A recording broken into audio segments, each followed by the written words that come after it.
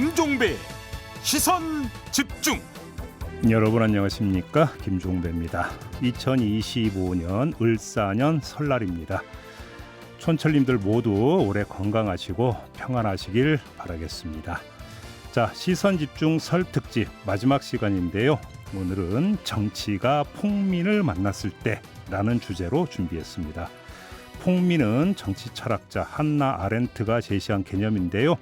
요즘 대한민국의 정치 사회의 모습에서 이 개념을 떠올리는 분들이 많을 것 같습니다. 과연 어떤 의미인지 윤영휘 경북대 사학과 교수 그리고 한국 아렌트 학회장을 맡고 있는 안효성 대구대 교수 두 분과 이야기 나눠보겠습니다. 1월 29일 수요일 김종배의 시선집중 광고 듣고 시작합니다.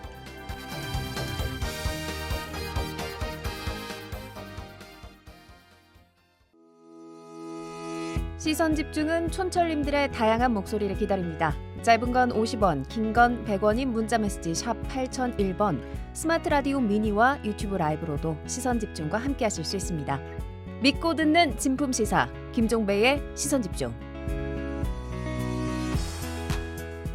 네, 김종배의 시선 집중 설 특집으로 꾸며드리고 있는데요. 오늘이 마지막 날입니다. 지난 이틀 동안 동서양의 어리석은 군주, 그들의 눈과 귀를 가린 게 무엇인지 짚었고요. 조선의 법치를 돌아봤는데 오늘은 정치 지도자의 영향을 받아 거리의 시민들이 어떻게 달라지는지 돌아보려고 합니다. 누가 그들을 폭민으로 만들었는가? 두 전문가와 함께 돌아보겠습니다. 한 분 한 분 소개해드리겠습니다. 윤영휘 경북대 사학과 교수 모셨습니다. 어서 오세요, 교수님. 네, 안녕하세요. 경북대 사학과의 윤영입니다. 네. 역사를 가르치고 있습니다. 네, 반갑습니다. 그리고 한국 아렌트 학회장을 맡고 계신 안효성 대구대 교수 모셨습니다. 어서 오세요. 예, 안녕하십니까. 네. 반갑습니다. 저는 네. 대구대학교에서 정치 철학을 가르치고 있는 안효성이라고 합니다. 네, 이렇게 설 연휴에 시간 내주셔서 감사드리고 새해 복 많이 받으시기 바라고요, 교수님들도. 네, 새해 복 많이 받으십시오. 네. 근데 오늘 그 설 당일에 좀 약간 주제가 좀 무거운 것 같습니다. 네. 상황이 시국이 이러니까요. 그러니까요. 근데 상황이 상황인지라 안 짚을 수가 없어서 좀 오늘 이런 주제를 좀 골라봤습니다. 정치가 폭민을 만났을 때. 자, 두 교수님께 먼저 이전부터 좀 여쭤봤으면 좋겠습니다. 12월 3일 이후 지금까지 쭉 지나오는 과정에서 이 상황과 참 연결져서 떠오르는 인물이라든지 상황 혹시 이런 게 있으실까요? 안 교수님 어떻습니까? 예, 저는 이제 두 인물이 떠올랐는데요. 예. 이제 첫 번째가 나폴레옹 3세. 예, 그 나폴레옹 우리가 아는 그 나폴레옹 말고 그 사람이 조카인데요. 이 사람이 원래 1848년에 대통령에 당선이 되거든요. 70%가 넘는 지지율로 당선이 됩니다. 네. 그런데 이제 여당이랑 사이가 틀어졌어요. 그리고 이제 여당이 선거권을 좀 축소했는데 거기에 대해서 좀 반발하다 틀어졌고, 그리고 이제 여러 가지로 이제 대통령의 권한을 축소하려는 그런 일이 있자 네. 우리가 아는 우리 많이 쓴 용어 친위 쿠데타를 일으킵니다. 그래서 대통령령으로 비상사태를 선포하고 국회를 공격하고 자기 정적들을 잡아들이는 그런 일을 했었죠. 네. 네, 그리고 이제 결과적으로 국민투표를 통해서 비상대권을 받게 되고, 근데 이게 통과되고 나서는 이제 1년 후에는 이제 프랑스의 두 번째 황제가 되죠. 황제가 되죠. 결국은 이제 독재의 길로 가게 되는 거죠. 음. 이렇게 어떻게 보면 전형적인 친위 쿠데타의 그 예를 보인 사람이고요. 네. 또 하나는 이제 여기 동시대 분들이 계신 것 같은데 이제 고르바초프였습니다. 그 91년에 소련 공산당 보수파가 이제 고르바초프의 페레스로이카 글라드노스트에 반발해서 그렇죠. 또 이제 그 쿠데타를 일으켰었잖아요. 예. 근데 그때 아직도 기억나는 게 모스크바의 시민들이 막 그 뛰쳐나와가지고 시위 자주 했죠. 자주 했고 탱크 위에 막 올라가고 꽃을 꽂고, 그때 옐친 러시아 대통령이 그 탱크에서 연설했던 그런 장면 있잖아요. 그때 이제 쿠데타 일어났을 때. 예, 맞아요. 그래서 그런 시민들의 또 정말 그 노력으로 그걸 막아냈던 모습도 이번에 떠올랐습니다. 그래요. 우리 그 안효성 교수님은 어떤 인물이 좀 떠오르셨어요? 앞서 윤 교수님이 말씀하신 분들도 있고, 이 명나라 13대 황제, 우리 임진왜란 때 군사 파병 이뤘던 만력제. 만력제 신종 황제인데 그분도 생각이 납니다. 왜냐하면 그분도 이 제2기간 중에 후반 30년을 그냥 정치 아무것도 안 하고 아무것도 안 했다고. 말 그대로 저희가 엊그저께 짚었습니다. 아, 그래서 아무래도 그랬을 한번 것 나올 줄 같습니다. 알았어요. 예, 그냥 궁궐에 파묻혀서 네. 주지육림 놀이만 하고 그런데 또 남의 나라에 군대는 파견해서 구원도 해줬지 않습니까? 우리 윤 대통령께서도 저 사직생 얘기했던 저기 가서 술 좋아하지만 남의 나라 전쟁에만 관심 보인다든지 이런 것들이 좀 생각이 나고 그렇습니다. 만력제라고 하는 임금이 꽤 유명한 인물이군요. 지금 그죠? 거듭해서 등장을 하네요. 알겠습니다. 근데 오늘의 주제가 폭민인데 이 폭자가 이제 폭력할 때 폭자잖아요. 근데 이 개념을 이제 한나 아렌트가 이제 제시한 걸로 알고 있는데 우리 그 안 교수님께 좀 여쭤봐야 될 거예요. 개념 설명을 좀 부탁을 좀 드릴게요. 어떤 개념으로 이해를 해야 되는 걸까요? 그러니까 일단 폭민 자체는 그냥 뭐 사전적으로만 생각하면 뭐 무질서하게 모인 사람들, 뭐 폭도, 뭐 범죄 결사, 뭐 우리가 플라톤에 의해서 중우 정치 얘기될 때 중우, 우민 이런 개념도 갖고 있는데 네. 이게 역사는 좀 있습니다. 먼저 19세기 당시에는 그냥 조직화되지는 않았지만 때때로 이제 폭력적 성향을 보이는 대규모 군중 정도를 부정적으로 의미하는 단어였는데 그냥 군중 개념이라고 봐야 되는 거죠. 그런데 이제 아렌트 같은 경우에 이 폭민을 특별하게 당대에 전체주의가 이제 부상했던 전후 시기와 관련시켜서 이 개념을 이제 또 특별하게 이제 사용을 합니다. 이때 아렌트가 염두에 두는 거는 잉여화된 군중. 이제 모업인데요. 그러니까 매스 대중하고는 좀 다릅니다. 그래서 MOB 모. 네, 그렇습니다. 그런데 이제 모든 계급의 폐물들로 구성되어 있다고 봅니다. 아렌트 규정이. 예, 아렌트는요. 그러면서 특히 자본주의 생산과 부르주아 계급의 부산물이라고 이제 보고 있고 이들의 경우에 굉장히 기만과 속임수에 넘어가기 쉽고 이거 쉽게 말해서 선동에 취약하다. 예, 그러면서도 굉장히 그 이제 염세적이고 예. 이런 어떤 성향들을 가지고 있다고 보고 있습니다. 그러니까 이제 우리가 플래시 몹 할 때 몹도 사실은 이 몹이잖아요. 그렇죠? 네. 근데 이제 그러면 이제 우리가 플래시 몹하면 이제 흔히 생각나는 게 갑자기 어느 순간 짠 하고 나타나서 뭔가 하나의 어떤 이벤트를 쫙 펼치고 쫙 흩어지는. 예. 그러니까 폭민이라는 개념을 좀 쉽게 이해하면 폭력 군중. 그래서 어떤 사회적 정체성을 가지고 1년 365일 계속 그렇게 존재하는 사람들이 아니라 어느 순간에 불현듯 짠하고 나타나서 기성질서나 이런 거 막 폭력적으로 하고 또 사라져버린 이런 군중으로 이해를 하면 되는 걸까요? 예, 그렇습니다. 그러면서 이제 특히 아렌트 같은 경우에는 이분들이 놀랍게도 이제 부르주아 계급의 정치 태도와 굉장히 유사한 정치 원리를 가지고 움직이는 군중이라고 봅니다. 그래서 무슨 말인가 하면 오직 사적 이익을 기준으로 해서 공적인 제도와 가치도 전부 다 판단하고 이용을 서슴지 않는 자들. 이런 특징 때문에 부르주아의 음지라고도 보고 부르주아적 엘리트와 동맹이 가능한 그런 계층으로 보고 있습니다. 그러니까 엘리트와 연합을 강조를 하더라고요. 아렌트 글을 보면은. 그럼 좀 이따 좀 이야기를 하는 걸로 하고. 그러면 이들은 자발적으로 뭉치면서 등장을 하는 겁니까? 아니면 어떤 누군가에 의해서 이른바 조직화되면서 등장을 하는 겁니까? 주로 경로가 어떻게 되는 건가요? 네, 뭐 이거는 사실 둘 다 가능하죠. 그러니까 둘 다 가능하고 이제 증오심, 어떤 더 상대적 박탈감 이런 걸 가진 군중은 어떻게 보면 항상 있죠. 그리고 이제 이게 쌓이면 폭발을 하기 마련인데요. 그렇게 뭐 이게 그래서 뭐 우리가 흔히 아는 무슨 누구의 난, 뭐 그런 뭐 만적의 남 이런 식으로 나타날 수도 있지만 이거를 정치가들이 이제 이용을 할 수도 있죠. 사실 그래서 이제 플라톤이 이미 이 중우 정치라는 것에 대해서 이미 그 위험성을 얘기했을 때 이게 단순히 어리석은 민중에 대한 그런 경고이기도 했지만 그들에게 통제된 정보를 제공해서 일부 정치가들의 이익을 위해서 움직이게 만드는 그런 상황에 대한 어떤 경고이기도 했던 거거든요. 그래서 사실은 이제 우리가 어떻게 보면 요즘 시대에 더 경계를 해야 되는 거는 후자라고 할 수 있죠. 그런 민중의 어떤 폭력화되는 그런 되기 쉬운 그런 면모에 대해서 편향된 정보를 그걸 이용하는 그런 상황에 대해서 우리가 경각심을 가져야 되는 상황인 것 같아요. 조금 전에 이제 그 교수님 말씀하셔서 어떤 엘리트 이야기를 했잖아요. 그러면 엘리트가 뭔가의 어떤 하나의 그 사상이라든지 명분이라든지 이런 것들을 이른바 선동적 차원에서 제시를 하면서 거리에서 사람들을 조직했을 때 그것이 폭력적 양상으로 나타나는 이제 폭민이 된다.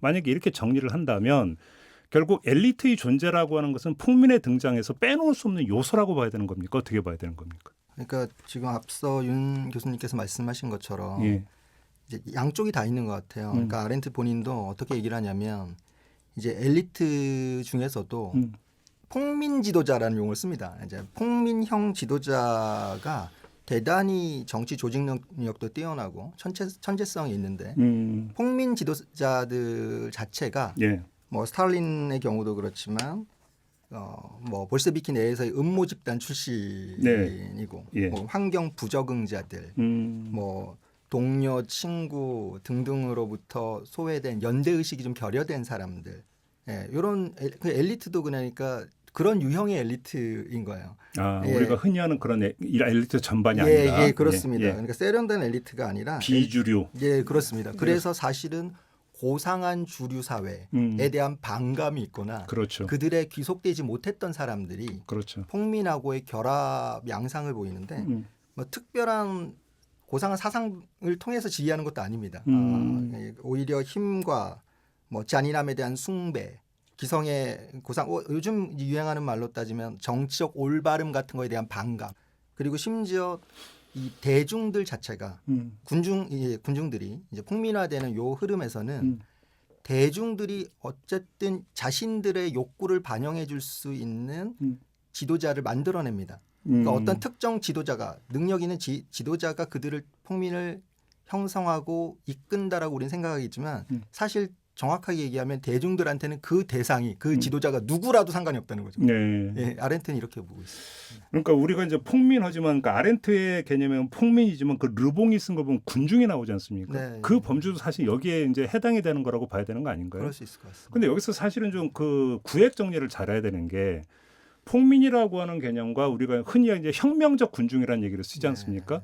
역사에서 혁명으로 기록되어 있는 사건들을 보면은 사람들이 우르르 몰려 나와서 프랑스 대혁명도 바스티오 감옥을 막 습격을 하고 이러잖아요. 그러면 폭민과 혁명적 군주는 어떻게 다르냐? 사실 이걸 좀 갈라야 되는 거 아닌가요? 어떻게 가를 수 있는 걸까요? 그다음에 아까 조금 전에 말씀해 주신 것처럼 이 그 폭민형 지도자를 말씀하셨는데 그게 혁명가하고는 또 어떻게 다르냐? 요걸 좀 먼저 구획 정리를 좀 해야 될 것 같은데요. 글쎄요, 사실은 뭐 이게 칼로 뭐 무자르듯이 이렇게 나눠질 수 있는 건 아니겠죠. 네. 그러니까 사실 프랑스 혁명은 뭐 바스티유 감옥 함락 또는 1792년에 파리 시민이 틀리르 궁을 이렇게 습격해가지고 결국 왕정을 끝내는데 네. 그런 면모를 보면 상당히 폭력적이고 그렇죠. 되게 저희 어떤 디테일을 묘사하자면 정말 방송에 나오기 어려울 정도로 네, 되게 심의에 걸려요. 네. 잔혹한 그런 면모를 보이는데 네.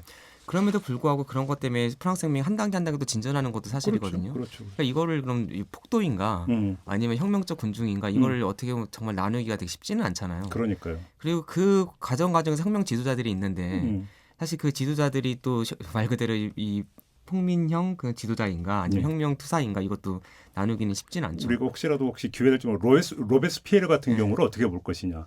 그렇죠. 역사적으로도 상당히 논쟁거리가 되는 인물 아닙니까? 논쟁거리가 되는 인물이죠. 그러니까요. 그리고 이제 그 프랑스 공포 정치를 이렇게 시도했지만 사실 그가 추구했던 건 덕의 공화국이었거든요. 그러니까 프랑스 시민을 어떻게 보면 더 시빌라이즈하고 덕으로 벌추로 덕의 공화국을 세우려고 했었는데 그러나 결과적으로 그게 나타나는 면모는 그러니까 그의 지지 세력이 어떻게 보면 우리가 지금 그 결국 몹인데 그들을 통제하지 못하고 자기 거기에 편승함으로써 나중에 나타난 결과물은 정말 그 그레이트 테러 공포 정치로 나타나게 되잖아요. 그래서 방금 그 두 가지를 좀 나눠봤으면 좋겠다 말씀하셨지만 사실 이게 참 되게 나누기 쉽지 않습니다. 그 마디마디마다 나타나는 양상이 다르기 때문에. 이럴 때 이제 사례 갖고 얘기하는 게 제일 좋은 거 아니겠습니까? 네. 이 폭민하면 이제 대표적인 사례로 꼽을 수 있는 게 어떤 게 있을까요, 교수님? 아렌트 같은 경우도 되게 이제 전체주의를 만들어냈던 부안해동안 혹은 이끌었던 이제 독일의 특정 대중들을 말합니다. 그런데 아까 말씀하신 것처럼 이제 혁명을 이끌어가는 군중들이 있을 수 있잖아요. 네. 물론 최초로 혁명을 이끌어가는 군중들이 모두 어떤 정해진 내용의 이데올로기나 사상을 가지고 뭉치는 건 아니겠지만 그렇죠. 그 폭민들의 특징은 대개 아까 아렌트가 왜 부르주아지의 정치 태도와 굉장히 비슷하다라고 보았냐면 그들의 목적 자체가 자기 개인적 이익에 의해서 움직입니다. 사회를 이렇게 바꾸자 이런 거 그런 생각이 아닙니다. 그런 거는 국가를 앞에 두고 뭐 애국이니 자유주의니 뭐 이렇게 얘기를 하지만 사실은 그러한 슬로건들은 폭력의 정당화를 위한 도구 같은 거거든요. 그러니까 그 사람들은 눈앞의 이익, 자신들의 출세, 탐욕 이런 것들을 매개로 집단화됩니다. 그런 점에서는 분명히 시대 정신을 반영하지 못한다는 차이는 있습니다. 그래요. 그러면 우리가 이제 이 그 주제를 한번 그 논의해 보자고 골랐던 직접적 얘기는 서부지법의 어떤 폭동 사태인데 네. 이제 거기에 등장하는 사람들의 모습이 폭민의 어떤 전형에 해당이 되는데 혹시 두 분은 그렇게 평가를 하십니까? 네, 저는 그렇게 봅니다. 네, 뭐 사실 거기 계신 분들도 뭐 되게 뭐라고 그래야 되나 이렇게 일반화할 수는 없잖아요. 그렇죠. 그러나 이제 분명 나타난 모습 중에는 그런 폭민을 볼 수 있는 요소가 있죠. 근데 이제 이제 거기에 이제 참여했던 사람들이 이제 그 자기 정당의 주장 중에 하나가 이건 국민 저항권 행사 차원이다 이렇게 주장하잖아요. 아니 저항권이라는 게 우리가 일단 그것의 진정한 의미를 이해하려면 네. 서양 근대에 부상했던 계몽주의나 사회계약론을 이해해야만 하는 것이고 저항권이라는 게 불이한 권력, 불이한 국가 권력이나 지도자에게 저항하는 것이고 특히 사회계약론적 맥락에서 보자면 국가가 만들어진 태초의 기원을 설정하면서 그렇죠. 예, 태초의 자연권을 사람들이 더 안정적이고 온전하게 누리기 위해서 인위적 결사체로서의 소사이어티, 사회나 국가를 만든 것이고 국왕이 탄생하더라도 그것을 위해서 정권을 몰아줬다라는 개념이잖아요. 그런데 주권이 양도된 건 아니거든요. 그런데 주권을 침해하거나 자연권을 위협하는 폭력 정치는 태초의 사회계약 위반인 겁니다. 신탁을 수행하지 않았기 때문에 그 권한을 걷어들이는 의미에서 저항을 하는 것이지. 중요한 말씀이에요. 예. 저항권이라는 것은 권력을 행사하는 쪽에서 계약을 위반했기 때문에 그렇습니다. 클레임을 거는 행위다. 맞습니다. 그렇게 이해를 하면 되는 거다. 그런데 지금 그 어떤 저항권을 말씀하시는 분들은 네. 그냥 법의 지배에 대한 저항이지 않습니까? 그렇죠. 그거는 범죄자가 하는 얘기고. 용 교수님 어떻게 그러니까 생각하세요? 이제 법의 지배가 깨졌다고 생각했을 때 거기에 대한 저항이죠. 어떻게 보면은. 네. 그런 면에서 성립하지 않는 주장이라고 얘기할 수 있고요. 또 이제 사회계약론적 맥락에선 잘 말씀을 해주셔서 한 가지 좀 추가하자면 이제 또 약간 그 결국 이제 저항권이라는 거는 일반적인 법의 프로세스에서 해결이 되지 않을 때 약간 최후 수단성이 있습니다. 그렇죠. 이것도 뭐 거기 해당되는가 거기에 대해서 상당한 의구심을 가질 더 수밖에 이상 어떤 없습니다. 법의 어떤 사법적 절차에 의해서 뭐가 해결이 되지 않는다라고 판단을 할 때 이럴 때 이제 어떤 그 행사할 수 있는 마지막 수단이 저항권이다. 그럼 이제 이번 케이스는 또 그렇게 볼 수 있느냐 이런 점에서 다르다 이런 말씀이시네요. 네. 그 역사적 이제 사례 부분들을 잠깐 언급을 했는데 역사적 사례에서 이게 아까 이제 엘리트와 폭민의 연합을 말씀을 하셨잖아요. 그 엘리트층을 형성하는 중에 종교의 역할도 있었나요? 혹시 역사의 사례에서는? 뭐 사실 그 절망적이고 증오로 가득 찬 조직되지 않은 개인이 특정 도구마를 만날 때 폭민이 되는 건데 네. 종교적 이데올로기가 이들을 폭민으로 만드는 뭐 기폭제가 될 수가 있죠.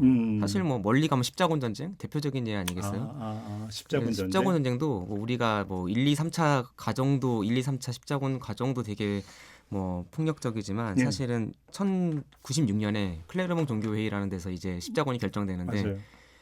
이 전쟁은 준비가 필요하잖아요. 근데 그거를 못 참고 민중들이 이제 이교도를 정말 없애러 가자. 예루살렘 우리가 차지할 수 있다라고 해서 민중 십자군이 일어나요. 그래요? 그래서 은자 삐에르라는 사람이 나타나가지고 분노하고 있는 왜 이렇게 지금 저 군주들은 믿음이 없이 이렇게 지금 당장 가면 우리가 차지할 수 있는데 그러고 있는가라는 그런 어떤 불만이 쌓여가고 있을 때 은자 삐에르라는 어떤 지도자가 나타나 이제 농민들로 이루어진 이런 사람들을 끌고 가는데 점점 가면 갈수록 이 수가 늘어나는 거죠. 그래서 결국 콘스탄티노플까지 갑니다. 근데 가는 길에 온갖 잡다한 사람들이 모이니까 온갖 정말 말도 안 되는 폭력적인 일들이 일어나는 거예요. 네. 대표적인 게 이제 유대인 학살이죠. 이교도를 우리가 싸우러 멀리 갈 거 있냐? 우리 옆에 이교도들이 있는데 하면서 그래요. 유대인 학살이 유대인들을 되게 많이 학살했고 이때 교황이 유대인들을 보호하기 위해서 만든 보호구역이 게토예요. 게토라는 그 단어의 어원이 그렇게 되는 겁니까? 히틀러는 이걸 전혀 다른 의미로 사용을 했지만 그래서 이제 결국은 뭐 말도 안 되는 그런 약간 새떼가 방향도 없이 막 이렇게 가다가 결국 어느 제 도달하듯이 결국은 그렇게 콘스탄티노플까지 가서 거기서 소멸되긴 하지만 뭐 예를 들자면 이런 게 있겠죠. 그리고 뭐 급진 종교개혁 당시에 급진 종교개혁의 한 일파인 제세례파 예도 들 수 있는데요. 제세례파는 이제 우리가 아는 깔뱅 또 루터 이런 사람들은 엘리트 종교개혁자들인데 네. 이제 제세례파는 민중 버전의 종교개혁이거든요. 근데 이들이 되게 복잡한 사람들인데 한 1539년에 이제 민스터시를 1년간 장악한 적이 있습니다. 예. 여기서 엄청난 폭력 사태가 벌어지고 예. 그리고 이제 원시 공산주의를 실현하고 심지어 뭐 부녀자 아내도 공유하고 이런 식의 사태가 또 일어나거든요. 한마디로 예. 무질서 자체였죠. 그런데 이제 요즘 들어서는 그러니까 종교가 이렇게 어떤 그 폭민이 나타나는 기폭제가 될 수도 있지만 요즘 들어서는 이제 종교가 기득권을 지키기 위해서 폭민 정치에 동조하는 현상도 보이는 것 같습니다. 예를 들어서 뭐 나치가 등장해서 사실은 독일에서 신구교 가릴 거 없이 사회주의, 세속주의, 무신론에 대처하기 위해서 많은 교회 지도자들이 나치를 지지했었죠. 그렇죠. 뭐 보네포 목사님 같이 저항했던 사람들은 오히려 소수였고요. 지금 미국 남부에서 보수 기독교 일파가 트럼프의 미국 우선 정책 그리고 반이민 정책 네. 사실 이런 거 잘 생각해 보면 상당히 성경이 가르침에 반하는 거 아닙니까? 예. 나그네를 돌보고 약절 돌보라고 그렇게 돼 있는데 이런 걸 맹목적으로 지지하는 것도 우리가 보면 종교가 이런 폭민 정치의 등장에 기폭제가 되거나 아니면 동참하거나 하는 예로 볼 수 있을 것 같습니다. 알겠습니다. 자, 김종배의 시선 집중 설 특집으로 꾸며드리고 있는데요. 설 특집 세 번째 시간은 정치가 폭민을 만났을 때 있는데 오늘 1부 좀 이렇게 마무리하고요. 잠시 전하는 말씀 듣고 2부로 넘어가겠습니다.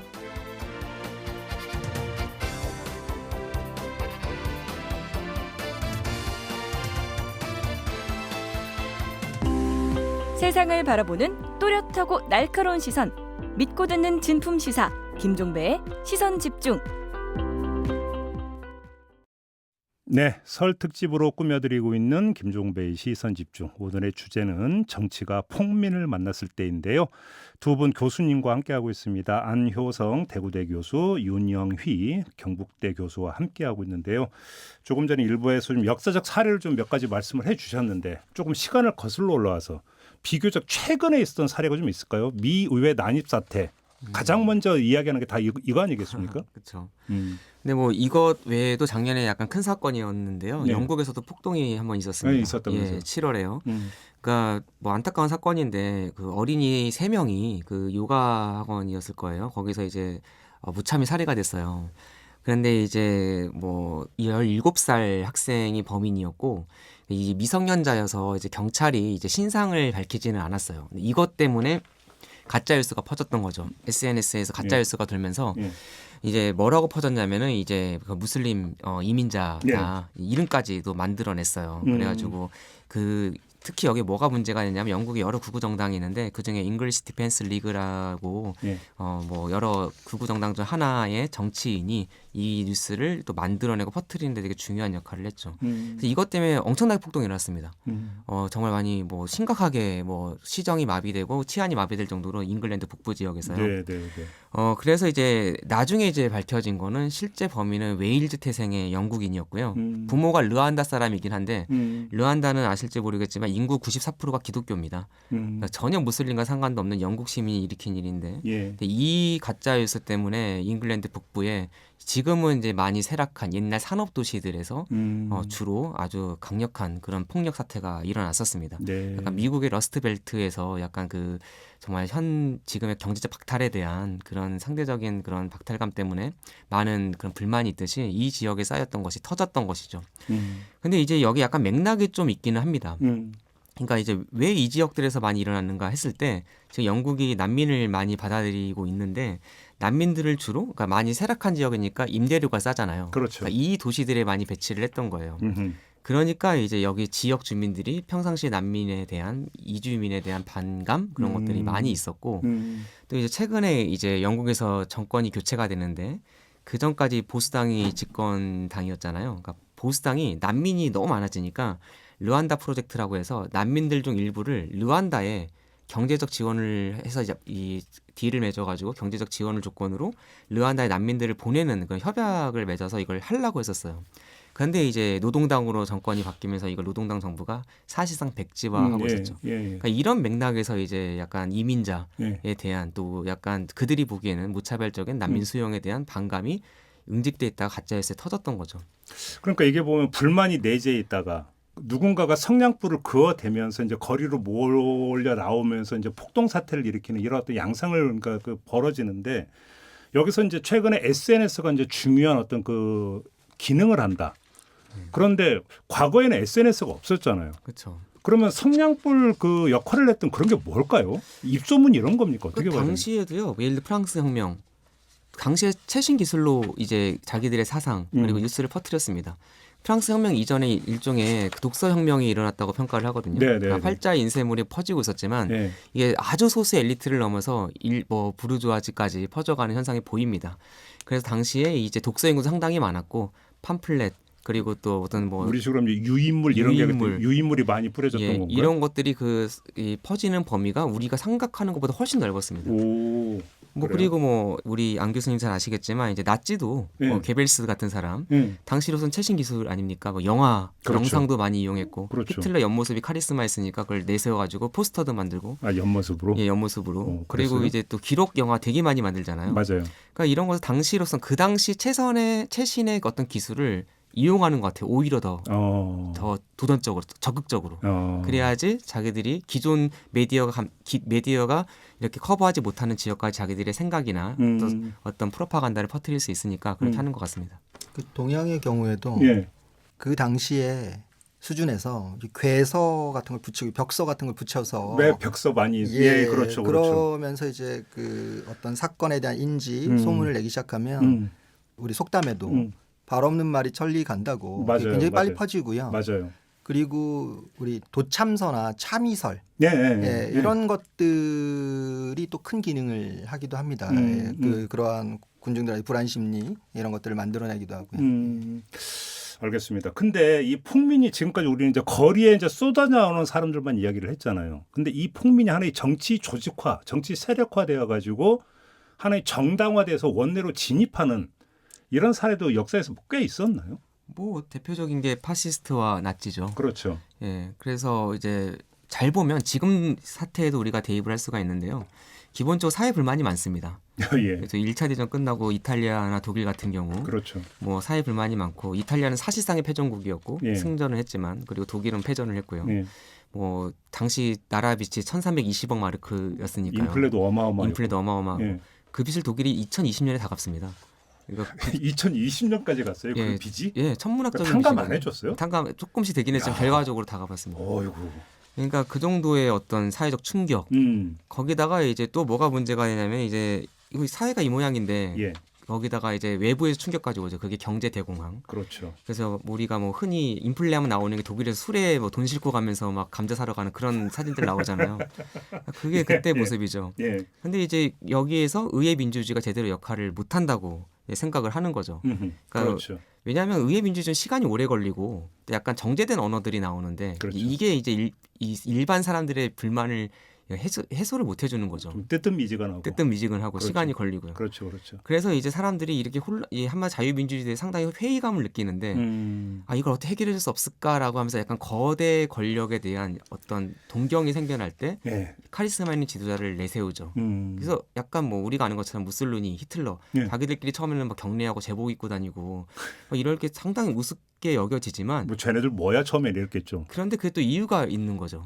그리고 상당히 과격하고 그리고 기존의 정치 문법으로 해결이 안 되는 그런 뭐 유대인들 없애버리겠다, 추방하겠다. 일반 기존의 정치인들을 얘기할 수 없는 그런 얘기를 하면서 시선을 끌기에 성공을 하죠. 그러니까 파시즘의 파쇼라고 하는 게 원래 이탈리아로 물인가 아마 그런 뜻이라면서요. 그러니까 원래는 고대 이제 이탈리아 이제 집정관을 호위하는 그 무사들이 도끼에다가 그 나무 막대기를 이렇게 6개 정도 연결해서 묶어요. 이게 단결을 뜻하는 거죠. 그게 그렇죠. 약간 호민간의 상징이었습니다. 그게? 이게 파스케스인데 파스케스라는 그 물체에서 이제 단결을 뜻하는 그 뜻이 있는 그 물체에서 파시스트라는 그 말이 오게 된 거죠. 그렇게 되는 거고요. 하여튼 그래서 이제 그리고 이제 이 모든 불만을 한 가지 아까 얘기를 마저 하자면 모든 불만을 이제 정말 쏟아낼 수 있는 어떤 그 내부의 또는 외부의 적들을 만들어내죠. 처음에는 공산주의자 그리고 또 독점 자본과에 대한 불만을 같이 얘기하는데 잘 생각해보면 두 가지를 엮는 한 무리가 있어요. 바로 유대인이었죠. 공통의 왜냐면은 뭐 마르크스 뭐 아니면은 트로츠키 유대인이잖아요. 공산주의의 초기 공산주의는 유대인이 유대인들이 많았죠. 그리고 또 독점 자본가들 중 유대인들이 많고 그리고 여기에 전통적인 반유대주의가 더해져서 네. 결과적으로 반유대주의를 전면에 내세우게 되죠. 그렇죠. 이런 식으로 해서 이제 결국 성장을 하고요. 그리고 알다시피 파시스트도 그렇고 나치도 그렇고 폭력도 행사했지만 아주 정당한 합법적인 선거 과정을 통해서 집권을 한 성공을 합니다. 그래서 바로 이런 식으로 이제 서서히 결국 정권을 잡게 되는 거죠. 그게 거리의 폭민과 원내로 진입한 폭민 세력은 완전히 질적으로 달라집니까? 어떻습니까, 안 교수님? 질적으로는 뭐 크게 다르지 않지만 이 경계선이 이동하는 것 같아요. 그렇죠. 예를 들어서 뭐 아렌트 같은 경우에도 이제 독일 분석할 때 이 나치당이 있고 나치당 바깥에 전체주의 운동의 동조자들로 구성된 또 다른 원외 세력들이 있다고 얘기하고 있고요. 이제 원외 세력들이 나치당과 나치당 안에서의 또 지도적 엘리트들 이들을 밖에서 정상 세계와 갈라놓는 완충 역할을 하면서 당원들이나 정치인들이 정상적 판단을 못하도록 만드는 역할도 하고 전이 역할도 하는 것입니다. 그런데 이게 이제 전선이 어떻게 바뀌느냐? 예를 들어서 나중에 그 나치당보다도 더 세력을 확대하는 친위대가 등장을 하고요. 예. 원래는 먼저 돌격대가 먼저 있어요. 돌격대가 먼저 이제 그 세를 너무 불리니까 히틀러가 그 위기의식을 느끼고 수청도 합니다. 친위대를 만든 힘너를 앞세워서요. 그래서 그 나중에 이제 또 친위대 안에서도 또 경계선을 안으로 수축시켜서 강화해 들어갑니다. 이른바 그 선고를 좁혀가는 과정인가요? 맞습니다. 해골 부대도 등장하고 또 게슈타포 등장하고 이런 식으로 해서 계속 그러니까 이제 질적인 게 변화한다기보다 원외와 원내라든지 뭐 또 지금 제가 사례로 든 그런 것처럼 여러 중층의 구조들이 만들어지면서 위기를 심화시키는 것 같습니다. 그래요. 근데 이런 극단적인 정치 체제의 핵심이 갈등이거든요.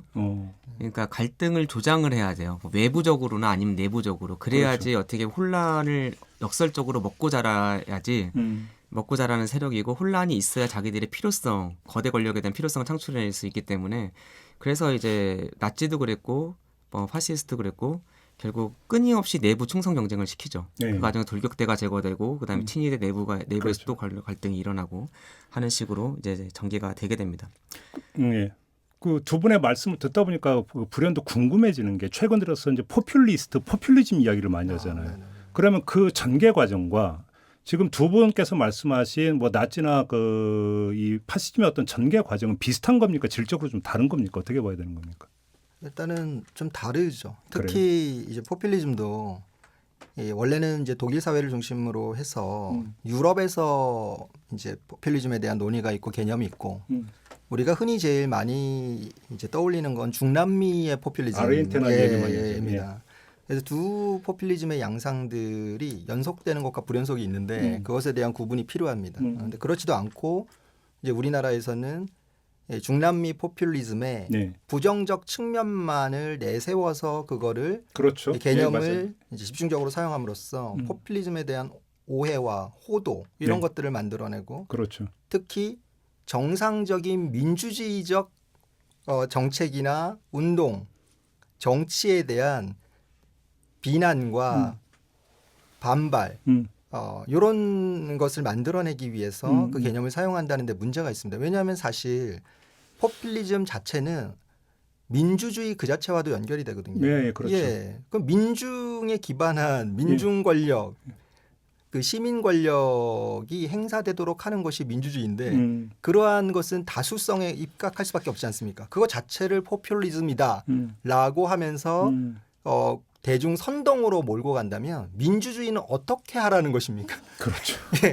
그건 그냥 한국에서의 포퓰리즘 논의는 민주주의와 복지 정책 등등에 대한 전면적 거부에 지나지 않다고 저는 지금 말씀하신 포퓰리즘의 반쪽 어두운 측면만이 너무 과하게 부각되어 있는 그렇습니다. 국내에서 이야기하는 포퓰리즘 그런 측면이 좀 있죠. 그렇습니다.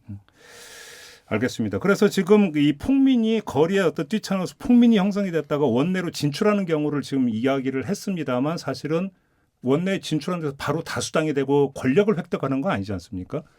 원내에서 세를 확장해 가면서 결국 권력을 획득하는 과정이 또 있지 않습니까? 그렇죠. 여기서 보면 보통 나타나는 게 기성 주류 정당의 어떤 유약함 내지 기회주의성 이런 이야기를 많이 하던데 역사적으로도 그렇게 증명이 되는 건가요? 그러니까 기성 정당이 어떤 새로운 사회 변화를 따라가지 못하고 네. 또 시민들의 새로운 요구 그리고 어떻게 보면 약간 되게 다양한 스펙트럼 중 일부밖에 반영하지 못할 때 네. 결국 이들의 목소리가 커지는 거죠. 예.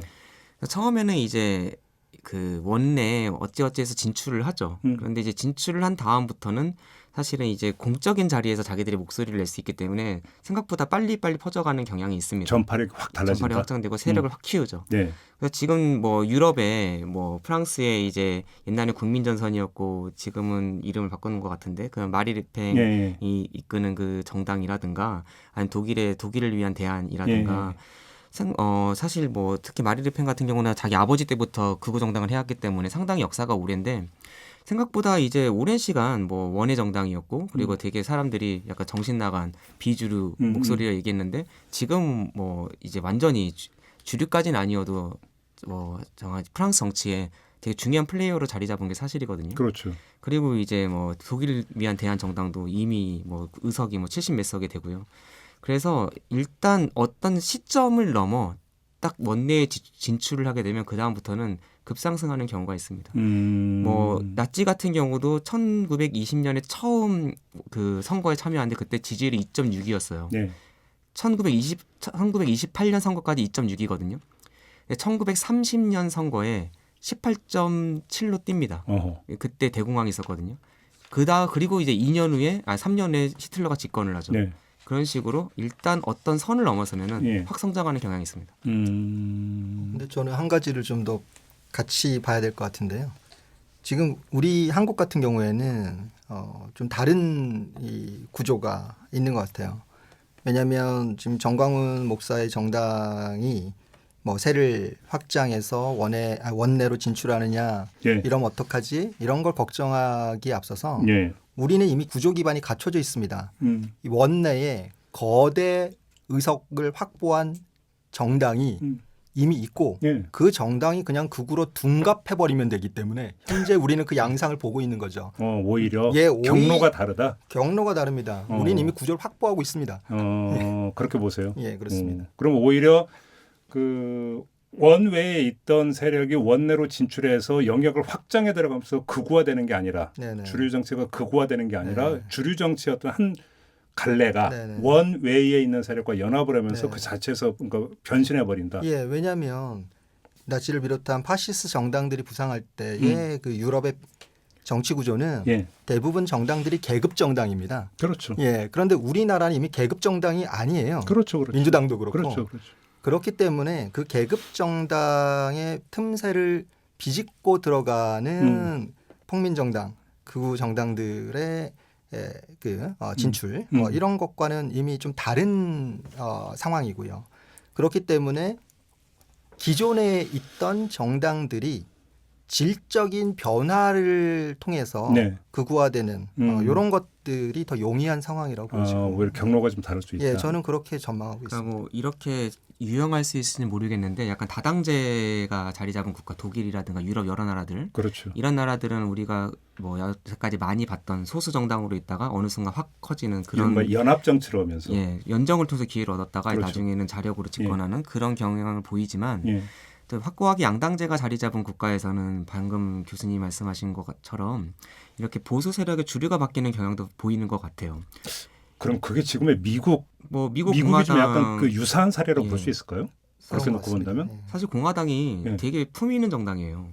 예. 그 맞는 사람이 링컨이잖아요. 그렇죠. 링컨이 공화당 소속이었죠. 그리고 아이젠하워 상당히 개혁적이었고 예. 그런 정당인데 우리가 아들 부시 생각해 보면 그때는 많이 좀 약간 아들 부시 갖고도 참 말이 많았는데 많았는데. 트럼프에 비하면 그 정도면 상당히 품위 있고 점잖은 사람이었잖아요. 그러니까요. 그런 것처럼 지금은 확실히 공화당 주류에 뭐 정말 한때는 정계 이단화였던 트럼프 추종 세력이 주류가 된 게 확연하게 드러나는 것처럼 그러니까요. 그 안 교수님 말씀하신 현상이 분명 보이고요. 영국도 마찬가지입니다. 영국도 이제 개혁당이라는 그런 극우 정당이 있는데요. 예. 이미 그 지난 총선 때 24년 총선 때 14%를 얻었어요. 꽤 높은 숫자인데 영국은 문제가 뭐냐면 100% 소선거제거든요. 그래서 의석은 650석 중에 5석밖에 차지를 못했습니다. 그런데 이제 전통의 보수당, 그러니까 보수당이 이제 보수 정당인 보수당, 얼마까지 집권 보수당이 24%밖에 안 돼요. 그래요? 지지율이. 그러니까 거의 10%도 차이가 안 나거든요. 차이가 얼마 안 나네. 근데 의석은 125석인데 그러니까 소선거제여서 그런 차이가 나는데. 예. 그래서 이제 제가 아는 지인들이 영국에서 많은 지인들이 보수당이 어느덧 보수 세력 안에서 어떤 대표 주자로서 역할이 그 위상이 많이 흔들리고 있다라는 얘기도 나오고 있습니다. 바로 그 지점인데요. 폭민의 정치 세력화는 다른 말로 하면 기성 주류 정당의 쇠락을 뜻하는 거잖아요. 그렇습니다. 왜 그러는 걸까요? 아까 윤 교수님께서도 말씀하셨지만 기존의 그 주류 정치 집단이 예. 대안을 제시하지 못하고 한 시대를 살아가는 시민 대중들의 욕구를 해소시키지 못하는 네. 이러한 정체적 상황이 길어지게 되면 예. 사람들은 그 절규와 아우성, 불만, 원한, 증오들이 쌓이면서 기이한 탈출구를 찾을 수밖에 없어지는 것 같습니다. 네, 맞습니다.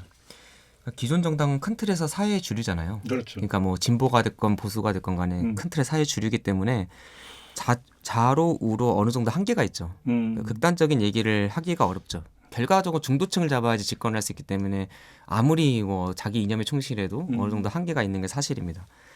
그런데 이제 여기서 이제 한계가 드러나는 거죠. 그 말을 할 수 있는 그 범위도 정해지는 거고 네네네. 그 어조 또 수위도 정해지는 거기 때문에 그래서 이제 답답한 거죠. 지금 자기들이 느낀 불만은 이런 점잖은 얘기로는 이제 해결이 안 되는데 답답한 거죠. 그리고 이민, 난민, 기후변화, 젠더 갈등 등 이제 기존 정치 문법으로 해결이 안 되는 문제들이 등장을 하는데 계속 이전에 비슷한 얘기들만 하니까 이제 와닿지가 않는 거죠. 근데 이제 갑자기 트럼프식으로 이민에 대해서 너무 불만이 많았어요. 근데 뭐 기존 정치인들은 뭐 계속 막 이렇게 비슷한 얘기만 해요. 트럼프식으로 근데 뭐 장벽을 쌓겠다. 아니 뭐 들어온 사람 다 쫓아내겠다.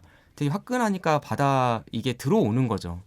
그래서 사실 저는 그게 기억이 나요. 옛날에 시리아 난민들이 막 유럽에 들어올 때 그 독일의 그 메르켈 총리가 인도주의적 차원에서 그들을 받아들였거든요. 네.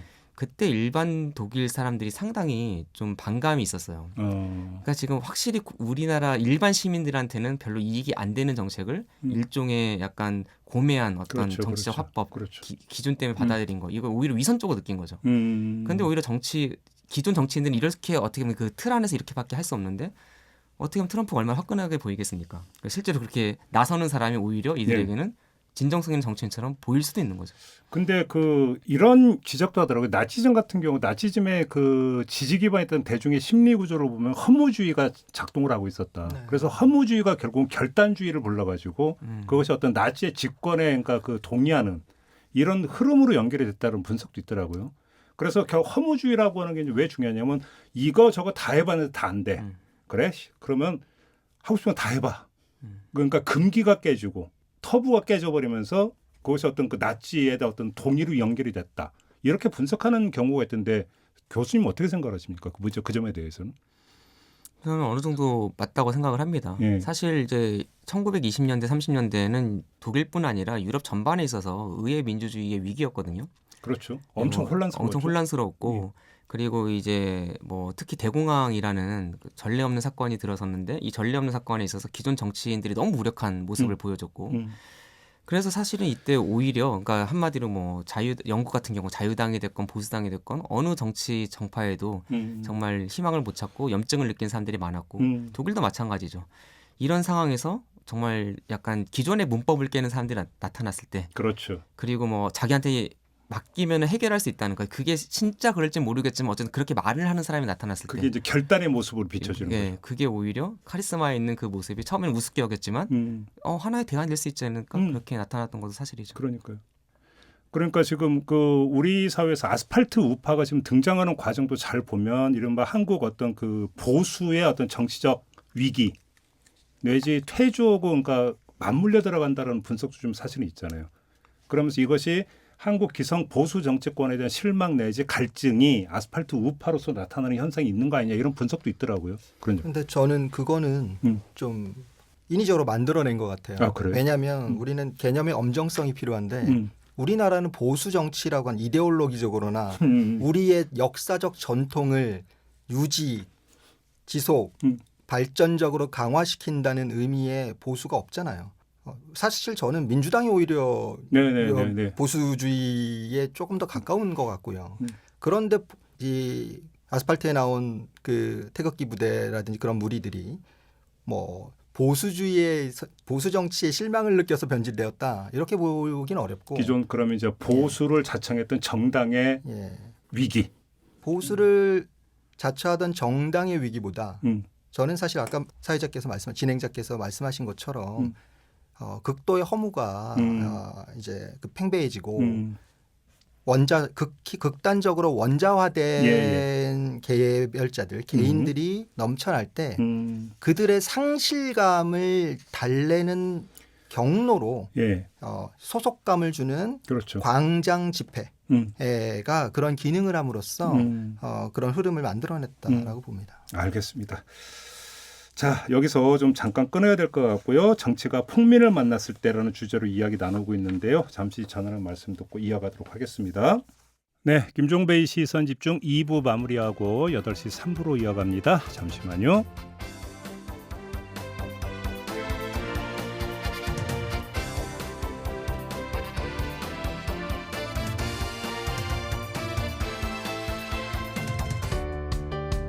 때로는 날카롭게, 때로는 삐딱하게, 그러나 매 순간 섬세하게 시선이 필요한 우리 사회 곳곳을 살펴봅니다. 김종배의 시선집중. 네, 설 특집으로 꾸며드리고 있는 김종배의 시선집중. 오늘의 주제는 정치가 폭민을 만났을 때입니다. 두 분과 함께하고 있습니다. 경북대 사학과의 윤영휘 교수, 한국 아렌트 학회장 안효성 대구대 교수 두 분과 함께하고 있는데요. 계속 이야기 좀 이어가도록 하겠습니다.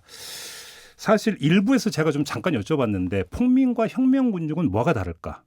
이걸 좀 여쭤본 적이 있었는데 이번에 좀 폭민 말고 적극적으로 정치에 참여를 해서 뭔가 사회의 개혁을 이끌어냈던 뭐라고 불러야 될까요? 이들을? 그냥 대중운동. 그렇죠. 아무튼 이건 이제 우리가 역사에서 보통 혁명사라고 하는 거 이걸로 대별될 수 있는 걸까요? 그러면?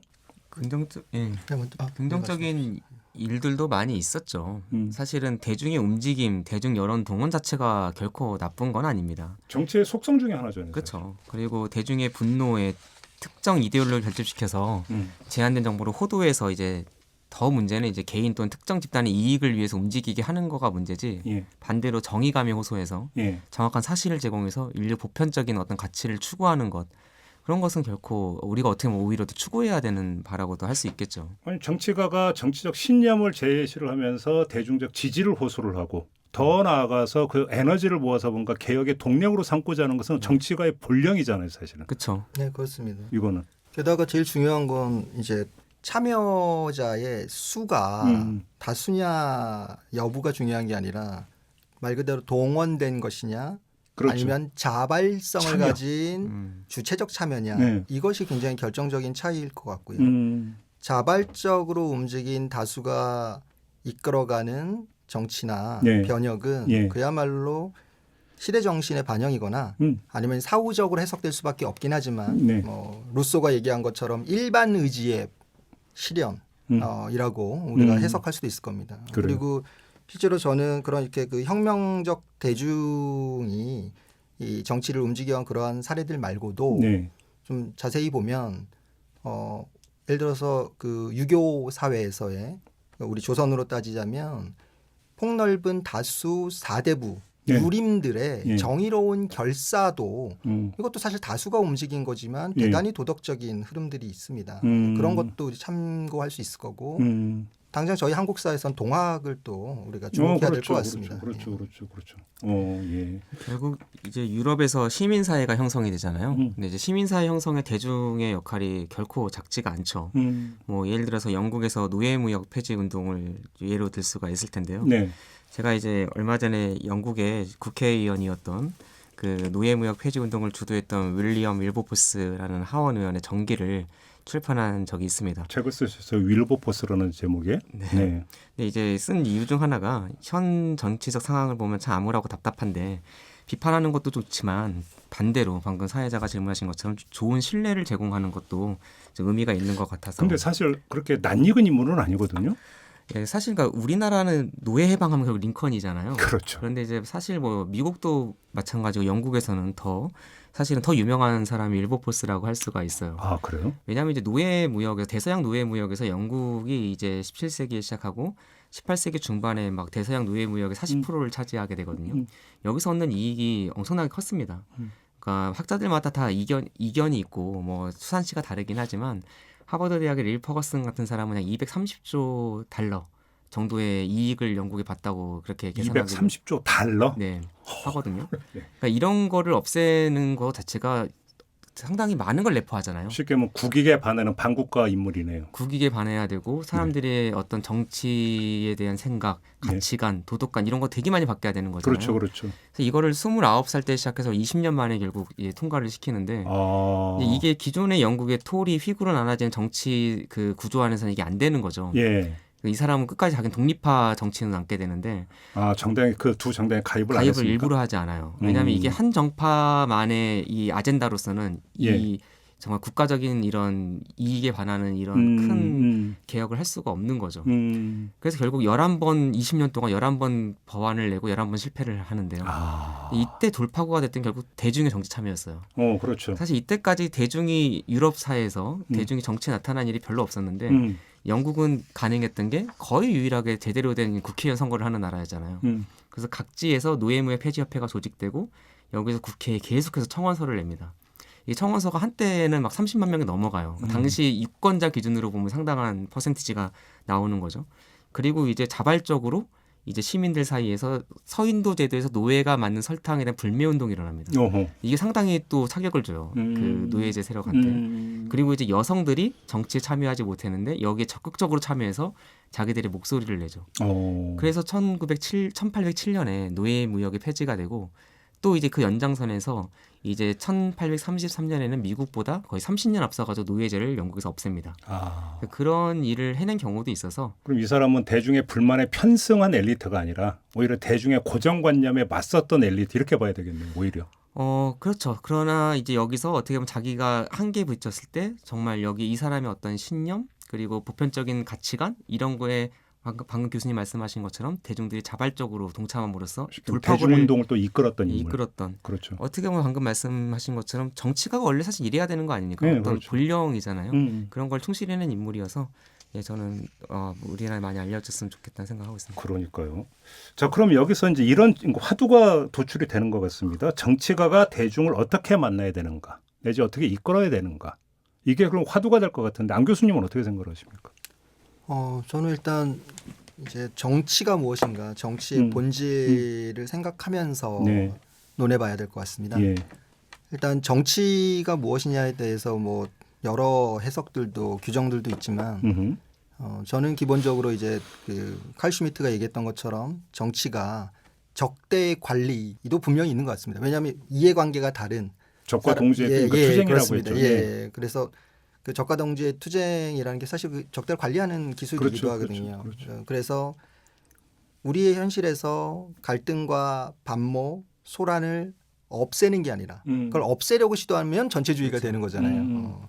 그것들을 최소화시키면서 화해와 공존을 이끌어내는 것이 정치이고, 그러한 과정에서 자연의 필연성에는 없었던 전례 없는 무언가를 만들어내는 창조적 힘을 발휘하는 것이 바로 다수의 사람들이 세계를 형성하고 행위하는 것이고, 그게 바로 정치라고 아렌트는 얘기를 하거든요. 이른바 우리가 흔히 하는 정치는 길을 내는 거다. 이 말이겠네요. 비슷합니다. 그렇죠. 그래서 사실은 바로 그러한 정치의 본질에 충실할 수 있는 지도자여야 하고, 정치가가 무슨 예능 프로의 그 스타가 아니잖아요. 그렇죠. 그러니까 자기만 부상하려고 하거나 자기를 사람들한테 각인시키면서 지휘하려고 하는 것이 아니라, 군림하려는 것이 아니라 모든 사람들의 마음속에 내려앉아서 같이 살아 숨쉬는 거. 이게 진정한 정치 지도자의 모습이 아닌가 생각합니다. 결국은 폭민이 등장을 한다. 그건 한편으로 보면 민주주의의 위기의 징후 이렇게 그러니까 그 규정을 해도 되는 걸까요? 그렇죠. 그러니까 기존의 정치 체제 예. 그리고 의회 안에서 정당을 통해서 그런 갈등이 해소되는 그런 시스템이 잘 굴러가고 있다면 사실은 이런 거리에서 폭력적인 그런 민중이 등장할 이유도 없을 거고 그렇게 목소리 힘을 얻지도 못하겠죠. 근데 항상 우리가 이제 그 책을 보다 보면 대의민주주의의 한계를 이야기하는 책이 사실은 정치학에서는 많이 나오거든요. 근데 대의민주주의가 한계가 있다 그럼 뭔데 대안이 뭔데 이런 얘기도 사실은 또 여기가 막히는 부분인데 안 교수님은 어떻게 생각하십니까? 제가 대학원 시절부터 그 얘기를 많이 했는데 네. 바로 평의회 민주주의입니다. 평의회? 예, 저희는 교과서적으로 민주주의에는 직접 민주주의와 간접 민주주의가 있다. 뭐 국민국가의 규모에서는 직접 민주주의는 어려우니 대의민주주의와 같은 간접 민주주의를 선택하는 수밖에 없다. 그것이 효율적이다. 이런 식으로 배웠지만 사실 엄격하게 얘기하면 대의민주주의는 민주주의가 아니거든요. 그거는 미국의 건국의 아버지들도 당대에 이미 자기들이 우리가 하려는 것은 민주주의는 아니지만이라고 얘기를 했어요. 네. 그러니까 대의민주주의는 본질적으로 과두제입니다. 그렇죠. 예, 과두제 시스템을 민주주의인 것처럼 포장해서 우리의 의식을 지배하는 것 자체가 문제고 직업적 정치가들이 맞습니다. 운영하는. 예. 사실 지금 우리 정치도 국회의원들 수 많다라는 네. 것에 자꾸 이렇게 강조를 하고 네. 국회의원 수를 줄여야 된다고 얘기하는데 네. 저희 국민이 5천만입니다. 5천만 명을 300명이 대표한다라는 것이 대단히 불합리하다라는 것을 생각할 필요가 있고 오히려 턱없이 적다. 네, 자유롭고 평등한 사람들이 수평적으로 정치 무대에 서고 모든 자신들의 삶에 대해서 의사결정할 수 있는 구조가 저는 이루어져야 된다고 봅니다. 근데 그 말씀을 하니까 옛날 생각이 나는데 박근혜 탄핵 국면 때 촛불 시위가 한창일 때 그때 한쪽에서 어떤 이야기는 시민의회를 만들자. 네. 기억하십니까? 저 지금 이번에 시민의회 또 운동이 한참 부상하고 있는데 근데 사실 네. 그 얘기 나왔다가 네. 엄청 반발이 부닥쳤었거든요. 맞습니다. 그럼 지금 교수님이 말씀하신 거 흐름은 정반대로 가고 있는 거 아닌가요? 어떻게 보십니까? 그렇지 않습니다. 왜냐하면 예. 제가 지금 말씀드리려고 하는 것이 과거에 제가 옛날에 평의의 민주주의나 이제 그런 것들을 얘기할 때는 뭐 소위 말하는 진보 진영이든 뭐 보수 진영이든 학자들조차도 이거 너무 좀 많이 나간다. 좀 세다. 예라고 얘기를 했습니다. 비현실적이다. 예. 그러나 지금 말씀하신 것 같은 시민의회에 대한 한 작년부터 광범위한 동의가 이루어지고 있고 작년부터 좀 흐름이 좀 지금 바뀌었습니까? 시민의회 준비위원회도 발족이 돼 있고요. 오, 그래요? 네, 저 역시 그 발기인이기도 하고 예. 지금 학자 일반 각 지역의 일반 시민들이 예. 시민의회라는 개념을 많이 떠올리고 이조차도 만들려고 합니다. 심지어 대구에도 동참자들이 많습니다. 예.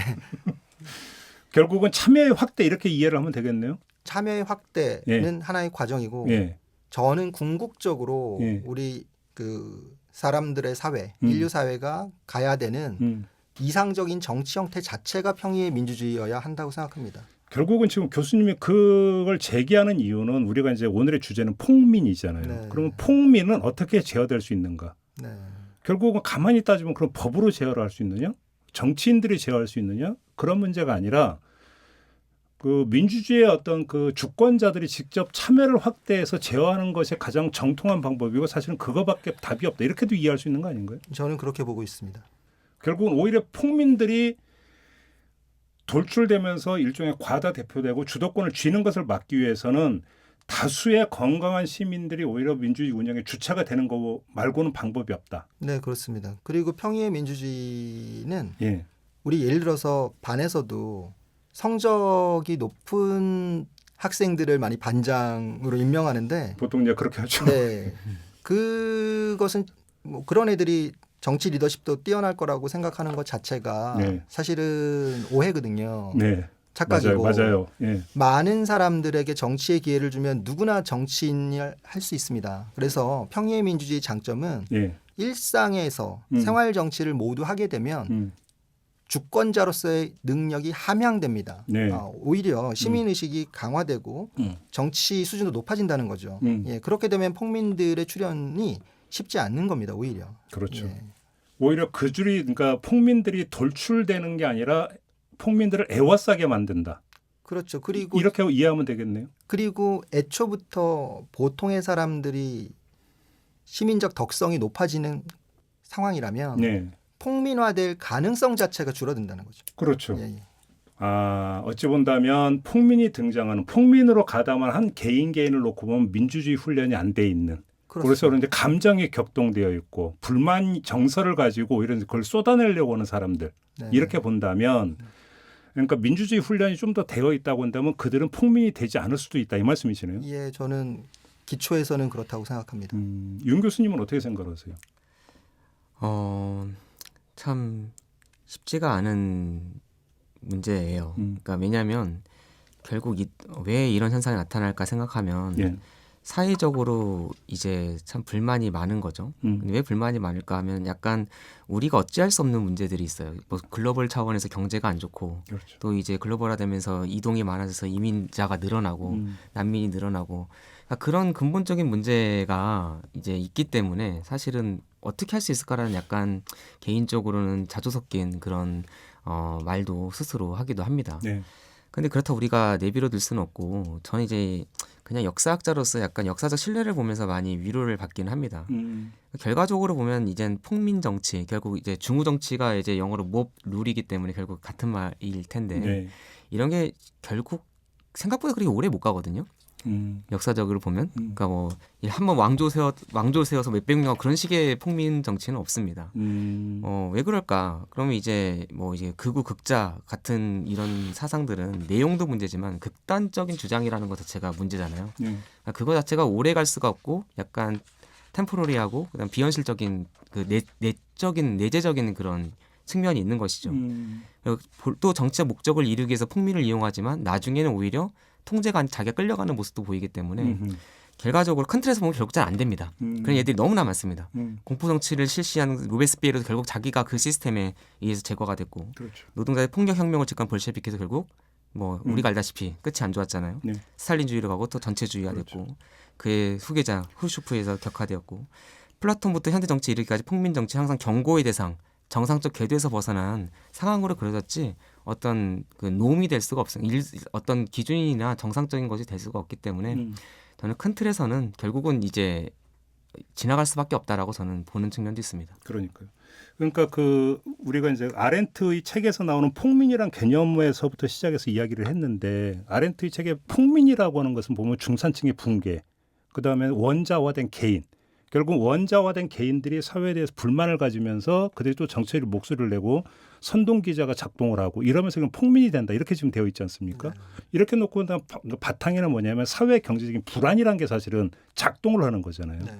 그러면서 한 개인이 이런 것 말고는 자기의 정체성을 어디서 획득하지 못하다 보니까 과몰입하는 이 현상이 다시 또 결국 거리에서 표출되는 이런 측면도 있는 거 아닌가요? 예, 그렇습니다. 정확하게 저도 그렇게 보고 있고 네. 그래서 다시금 아렌트의 경고가 많이 생각이 납니다. 아렌트가 이제 전체주의에 대한 많은 그 얘기들을 남기면서 분명히 이렇게 말하거든요. 2차 세계대전에 있어서의 패망으로 공식적인 전체주의 국가는 사라졌을지 몰라도 네. 전체주의의 요소들이 우리 인간사의 영역에 곳곳에 남아 있는 한 우연적 계기로라도 언제든지 전체주의는 다시 부활할 수 있다라고 경고하고 있는데 네. 저는 내심 지금 우리 한국 사회를 보면서 네. 소름 끼칠 정도로 비슷하다? 아렌트가 예고하는 바대로 흘러가기는 징후가 있는 것 같아서 좀 우려하고 있습니다. 그래서 누군가는 그런 이야기를 하더라고요. 그러니까 지금 과거 같은 경우는 자신의 정체성을 어떤 그 사회적 정체성에서 많이 찾았는데 지금 뭐 신자유주의 이런 게 되면서 결국은 사회적으로 불안해지고 경제적으로 불안해지고 유동화되다 보니까 한 개인이 그 자신의 정체성을 어디서 찾으려고 하냐면 정치에서 자꾸 찾으려고 한다. 그래서 특정 정치 집단이나 이런 데 자신을 거기에 어떤 그 뛰어들게 만들므로써 거기서 자신의 존재감을 자꾸 확인하려고 하는 그러면서 정치 과몰입이 나타나고 그것이 경우에 따라서는 어떤 선동기자가 작동하느냐에 따라서 극우나 이런 식으로 치닫는 경우가 있다. 이런 분석을 하더라고요. 지금 그게 한나 아렌트가 했던 얘기고 그럼 매개 같은 이야기 아닌가요? 거의 똑같은 얘기입니다. 그때 그 나치가 힘을 얻게 된 과정하고 동일선상에 네. 한국을 비롯한 전 세계가 좀 있는 것 같고요. 네. 다만 이제 저는 이런 생각을 가지고 있는데 한국의 경우에 보면 대중들이 이 정치 과몰입을 분명히 하고 있고 과거나 지금이나 한국인들은 유독 뉴스에서도 정치 뉴스에 대한 관심이 많고 실제로 미국보다도 그렇다고 지금 알려져 있습니다. 그래요? 이 한국 시민들이 정치에 대한 지식도 많고 정치 뉴스를 즐깁니다. 사실 어찌 보면 좋은 건데. 어찌 보면 좋은데 문제가 뭐냐면 다수의 한국 사람들은 이제 뭐 높은 수준의 정치의식을 가지고 정치에 관심 갖고 즐기는 분들도 있지만 준비가 안 된 상태에서 정치를 예능 보듯이 탐닉하고 촌평하면서 대한민국 국민 중에 헌법 한 번도 안 읽어본 사람 너무나 많거든요. 국회의원도 그렇고. 최근에 좀 헌법 발행 불구는 있어요. 그런데 훈련이 안 된 상태에서 정치에 과몰입한다는 것은 이것은 분명히 문제가 있는 거죠. 사실은 정치 무관심 상태와 정치적 수준이 확보되지 않은 상태에서 과몰입하는 것은 저는 과유불급 똑같은 상태일 수도 있다라는 생각이 듭니다. 결국은 그 이야기를 하다 보면 그 마지막으로 가서 닿는 부분은 결국은 민주주의를 어떻게 자꾸 운영할 것인가. 그렇습니다. 결국 이 문제로 이제 귀착이 되는 거 아닙니까? 최종적인 결론은 이거인 것 같습니다. 그러니까 민주주의가 갖고 있는 특성 중 하나가 그러니까 성찰의 사회적 기제가 민주주의다. 뭐 이런 얘기도 하던데, 자 민주주의를 회복하고 강화하기 위해서 지금 이 시점에서 특히 우리나라에서 이러이러한 부분들이 좀 어떤 그 강구되고 모색돼야 된다고 만약에 조언을 주신다면 어떤 게 있을까요?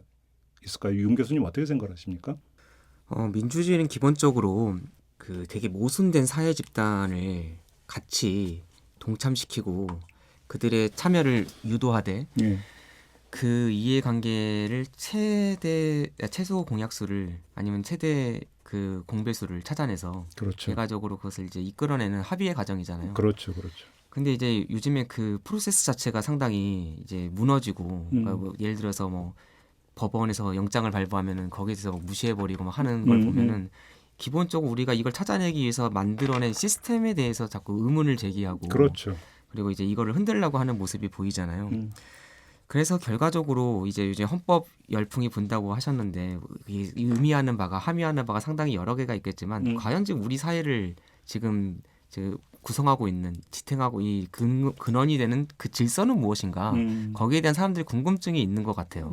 여기서 실마리가 있는 것 같은데 우리가 이 공화국 체제 민주공화국 체제를 유지하기 위해서 물론 뭐 아까 평의의 민주도 말씀하셨고 여러 가지 대안도 말씀하셨지만 또 그것도 필요하겠지만 현 상황에서는 기존의 지금 이 시스템이 도대체 어떻게 설계가 되었고 이걸 어떻게 원래 이 의미가 무엇이었을까? 이걸 어떻게 하지 원래 의미에 맞게 돌릴 수 있을까? 일단은 그것부터 좀 해야 될 것 같습니다. 지금 그거 자체가 좀 안 되고 있기 때문에. 안 교수님은 어떻게 생각하세요? 저는 이제 추가로 좀 생각을 해 보자면 말 그대로 민주주의의 본령은 이 국민주권인 것이고 이 정치의 주체가 모든 시민권자들이잖아요. 그리고 그 시민권자들의 권리를 보장하고 국가라는 지붕하에 모여 있는 수많은 다양한 사람들, 굉장히 다양한 이제 그 자신들의 정체성이나 입지가 있을 텐데 그들의 이익을 모두 최대한 극대화하기 위한 것인데 그러면 이런 것들을 우리가 이해시키기 위해서 무엇이 필요하느냐? 저는 한 가지를 강조하고 싶습니다. 헌법을 필수 교육으로 만들어야 됩니다. 그러니까 예를 들자면 초등학교까지는 그렇다 하더라도 중등학교 이상에서는 헌법을 필수 교과로 가르쳐야 하고요. 대학 나아가서 필요하다면 대학에서도 교양 필수. 그다음에 일반 시민들에게는 주민센터라든지 문화센터 같은 곳에서도 강좌를 열어주고 왜냐하면 너무나 당연한 것이 우리가 운전면허를 취득한 사람한테만 운전의 기회를 주지 않습니까? 합법적으로. 그렇죠. 이론 교육이든 실전이든. 그런데 우리는 문제가 뭐냐면 말은 민주공화국인데 연령만 되면 모두 드라이버가 되게 하는 것입니다. 투표권을 따주잖아요. 그러면 먼저 민주주의와 정치에 대한 교육이 전제된 상황에서 주권자의 기회를 줘야 되는 이런 구조를 만드는 것이 저는 건전한 민주주의를 만드는 필연적인 과정이라고, 필수적인 과정이라고 봅니다. 교수님 말씀 그거예요. 이제 국민 공통 기본 교육 과정이라는 게 있잖아요. 네네. 교육부에 보면 거기서 그 과정의 목적이 뭐냐면 민주시민 양성으로 되어 있거든요. 네. 그럼 교육부 규정에 나오는 거예요. 네. 결국은 민주시민 양성을 하는 가장 좋은 방법은 헌법. 그렇습니다. 대한민국이란 공동체를 어떻게 운영해 갈 것인가. 네. 거기서 그러면 대한민국 공동체라고 하는 것들을 운영하기 위해서 무엇을 해야 될 것인가에 대한 교육. 이게 결국은 민주시민 양성의 핵심이 되는 거죠. 그렇습니다. 지금 그 말씀하시는 것 같은데. 국가에서 근대 민주국가 그러니까 입헌 민주주의 국가에서 살아가는 모든 국민의 매뉴얼입니다. 삶의 매뉴얼이 헌법이고 그걸 그렇죠. 가르쳐야죠. 그러니까요. 예. 예. 오늘 그 얘기를 좀 결론으로 삼고 오늘 이야기는 좀 모두 마무리를 좀 해야 될 것 같습니다. 두 분 말씀 잘 들었습니다. 고맙습니다. 예, 네, 감사합니다. 감사합니다. 네, 사흘 동안 꾸며드렸던 김종배의 시선집중 설 특집은 이렇게 마무리하고요. 내일 아침에 생방으로 여러분과 다시 함께하겠습니다. 고맙습니다.